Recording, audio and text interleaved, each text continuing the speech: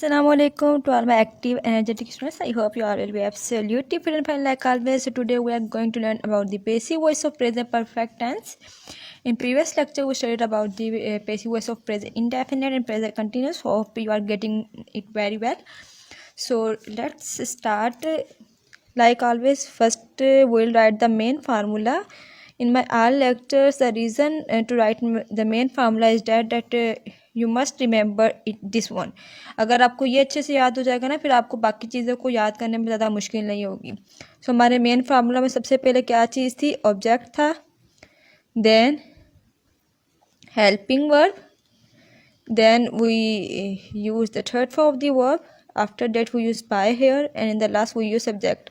In the previous lecture मुझसे एक थोड़ी मिस्टेक हो गई थी. मैंने वहाँ पे जो है वो एंड में वहाँ ऑब्जेक्ट लिख दिया था, बट उसका मतलब यही था, उसका सेंस यही था कि वहाँ पे सब्जेक्ट यूज़ होगा अपने ऑब्जेक्टिव केस के अंदर. ठीक है, तो उसमें कंफ्यूज होने की ज़रूरत नहीं है. वहाँ पे आई थिंक मैंने बोला ऑब्जेक्ट था, बट बाय मिस्टेक वहाँ पे सब्जेक्ट लिखा गया, ऐसा कुछ हो गया था. ठीक है, सो वो चीज़ें जो थी वो सेम ही थी, पर मेरे स्टूडेंट्स वैसे भी मेरा प्राउड है, उन्होंने उसको इग्नोर करते हुए अपना होमवर्क बिल्कुल परफेक्ट वे में किया. वेरी वेल बेटा जी, ऐसे ही अपना काम करते रहे. ठीक है, तो ये हमारे पास मेन फार्मूला. बात आती है कि हमारे पास प्रेजेंट परफेक्ट का क्या फार्मूला बनेगा. ठीक है, सो अगर हम प्रेजेंट परफेक्ट के एक्टिव वॉइस की बात करें, एक्टिव वॉइस याद है ना बेटा जी, मैंने कहा था जो टेंसेज होते हैं हमारे पास वो हमारे एक्टिव वॉइस है. ठीक है, सो एक्टिव वॉइस की बात करें तो वहाँ पर लगता है सब्जेक्ट, उसके बाद लगता है हैव और हैज़, फिर वर्ब इन थर्ड फॉर्म, और आखिर में हमारे पास क्या आ जाएगा? ऑब्जेक्ट आ जाएगा. एक और अच्छी बात इसमें ये हो जाएगी कि अब आपको जो है वो वर्ब की थर्ड फॉर्म ढूंढनी नहीं पड़ेगी. परफेक्ट के अंदर वर्ब की ऑलरेडी थर्ड फॉर्म गिवन होती है. ठीक है, सो अब इसका पेसिव बना लेते हैं मेन फार्मूला के मुताबिक. सो मेन फार्मूला के मुताबिक सबसे पहले हमारे पास क्या आएगा? जी बेटा, ऑब्जेक्ट आएगा. उसके बाद देखिए मैंने कहा था जो हेल्पिंग वर्ब इसके अंदर यूज़ किए जाएंगे ना, वही हेल्पिंग हम यहाँ पे लिखेंगे. ठीक है, तो जैसे अगर यहाँ पे हैव और हैज़ है ना, तो यहाँ पे भी हैव और हैज़ आएगा. लेकिन यहाँ पे एक एडिशनल हेल्पिंग वर्ब है, वो है बीन. बीन का रीज़न सिर्फ और सिर्फ वर्ब की थर्ड फॉर्म जो एक्टिव वॉइस के अंदर यूज़ की जाती है उसके लिए यूज़ किया गया है. बाय आएगा मेन फार्मूला के मुताबिक, और आखिर में सब्जेक्ट आएगा अपने ऑब्जेक्टिव केस के अंदर.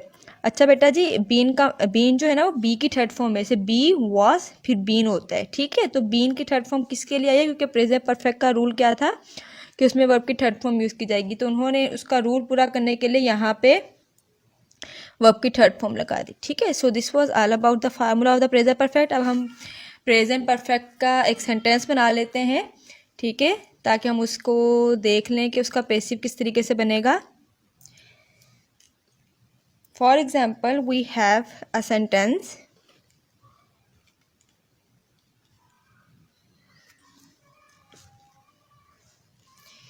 they have collected instruments.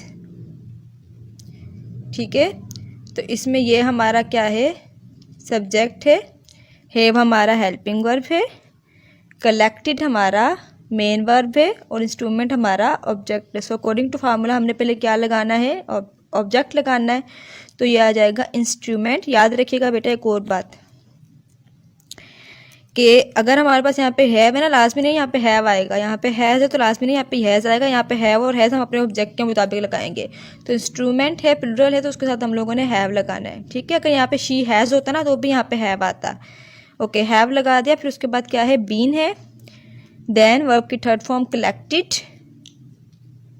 Bye, और दे का ऑब्जेक्टिव केस हमारे पास क्या है? Them. Instruments have been collected by them. अगर हम इसके नेगेटिव की बात करें तो सिंपल है हमारे पास instruments have not been collected by them. अगर हम इसके इंटेरोगेटिव की बात करें तो ये हैव पहले आ जाएगा, तो ये हो जाएगा have instruments been collected by them. और अगर हम इसके इंटो नेगेटिव की बात करें, क्वेश्चन मार्क भी एंड में आएगा. ठीक है, तो ये हो जाएगा have instruments not been collected by them. ठीक है, सो ये हमारे पास है पैसिव वॉइस किसके, प्रेजेंट परफेक्ट के, जो हमने अभी बनाए हैं।